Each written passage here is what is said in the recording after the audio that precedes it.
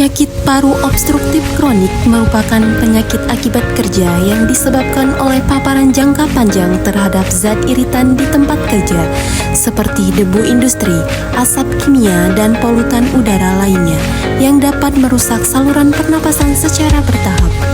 Untuk lebih jelasnya, silakan simak video yang kami buat.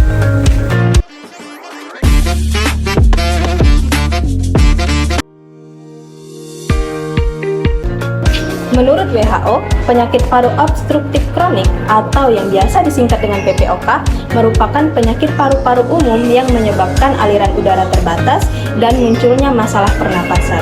Kemudian, untuk PPOK akibat kerja, menurut artikel ilmiah yang berjudul Occupational COPD, merupakan penyakit paru-paru yang disebabkan oleh paparan zat berbahaya di lingkungan kerja, seperti asap, debu, gas, dan zat kimia. Berdasarkan data yang dihimpun dari WHO, ditemukan bahwa penyakit paru obstruktif kronis atau PPOK merupakan penyebab kematian tertinggi nomor 3 di dunia. Pada tahun 2019, ditemukan sekitar 3,23 juta jiwa meninggal akibat PPOK, dan lebih dari 80% kematian akibat PPOK terjadi pada negara dengan berpenghasilan rendah dan menengah. Di Indonesia sendiri, berdasarkan data Riset Kesehatan Dasar atau Riskesdas, di tahun 2013, prevalensi PPOK mencapai 3,7%, atau sekitar 9,2 juta jiwa yang mengalami PPOK.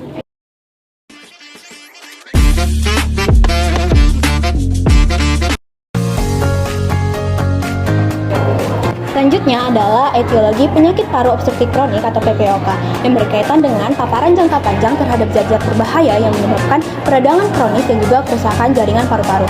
Ada beberapa tahapan riwayat alamiah PPOK ini. Yang pertama itu adalah tahapan prepathogenesis, di mana tahapan ini sebelum penyakit terlihat. Seseorang terpapar faktor risiko seperti asap rokok, polusi udara, dan juga bahan kimia yang berbahaya. Pada tahapan ini belum ada gejala, namun proses peradangan di paru sudah mulai terjadi.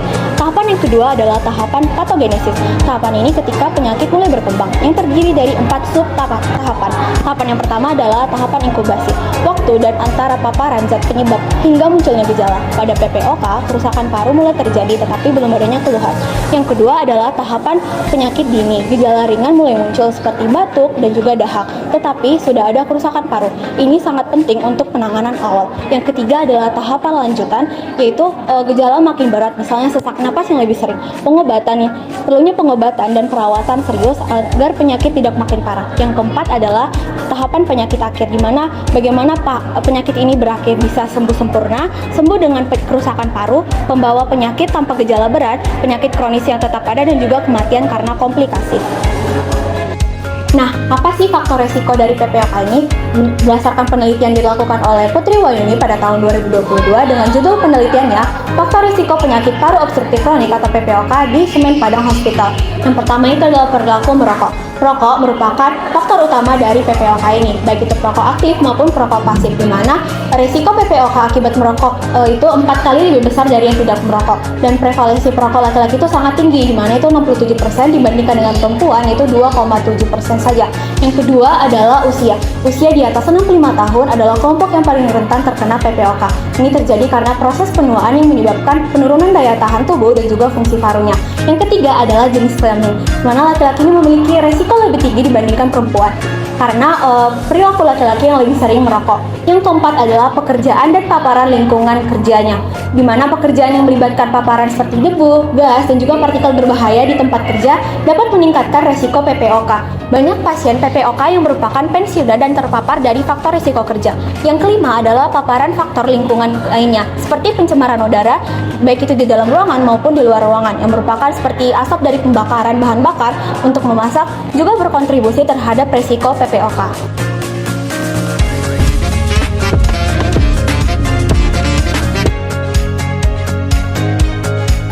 Adapun gejala PPOK yang saya baca dari review artikel ini yang ditulis oleh Rahmawati dan Sulistianingsih, bahwa gejalanya terdapat yang pertama, batuk berdahak kronis, yang kedua, sesak napas terutama setelah beraktivitas, yang ketiga, infeksi saluran pernapasan bawah yang berlangsung lama lebih dari 2 minggu, yang keempat, peradangan kronis, pada saluran napas yang disebabkan oleh peningkatan imun seperti makrofag atau dan neutrofil. Dan yang kelima, eksaserbasi atau kambuh. Penyakit ini seringkali dipicu oleh infeksi virus atau bakteri. Nah, dari gejala-gejala yang sudah disebutkan, terdapat dampak terhadap pekerjaan. Apa aja sih dampaknya?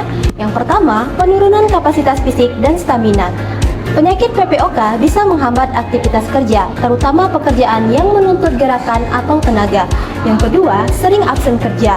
Karena penyakit ini sering kambuh yang dipicu oleh infeksi, sehingga mengganggu rutinitas kerja dan membutuhkan perawatan secara berkala. Yang ketiga, terbatas bekerja di lingkungan yang berpolusi. Polusi atau paparan dan iritan bisa memperburuk kondisi, sehingga membatasi jenis pekerjaan yang bisa dilakukan.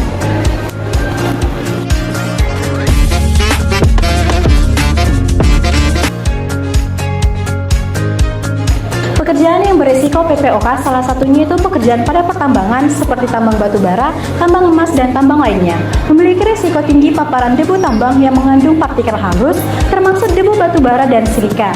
Debu ini merusak jaringan paru-paru, menyebabkan peradangan dan penyempitan saluran udara yang menyebabkan kesulitan dalam bernapas. Pencegahan PPOK akibat kerja yang pertama yaitu identifikasi risiko di tempat kerja. Melakukan survei lingkungan kerja untuk mengidentifikasi sumber polusi udara yang dapat menyebabkan PPOK. Yang kedua yaitu penggunaan alat pelindung diri. Penggunaan alat pelindung diri dapat mengurangi paparan debu dan bahan kimia berbahaya di tempat kerja. Dan yang ketiga yaitu pemeriksaan kesehatan berkala. Melakukan pemeriksaan paru-paru secara berkala untuk mendeteksi gejala awal PPOK. Selanjutnya yaitu pengendalian PPOK akibat kerja. Yang pertama yaitu modifikasi lingkungan kerja, mengurangi paparan dengan mengganti bahan berbahaya dengan alternatif yang lebih aman. Dan yang kedua yaitu penggunaan regulasi keselamatan kerja, memenuhi standar keselamatan kerja dan regulasi terkait penyakit PPOK. Dan yang terakhir yaitu pengobatan dan rehabilitasi, memberikan akses ke layanan medis dan rehabilitasi kepada pekerja di lingkungan pekerjaan.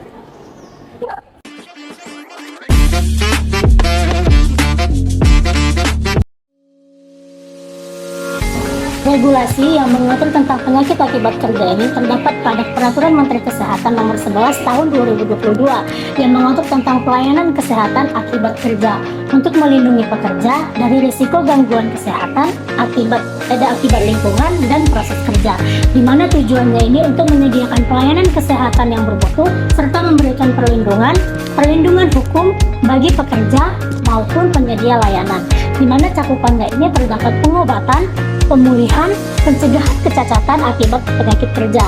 Dan regulasi ini berlaku untuk semua pekerja termasuk formal maupun informal.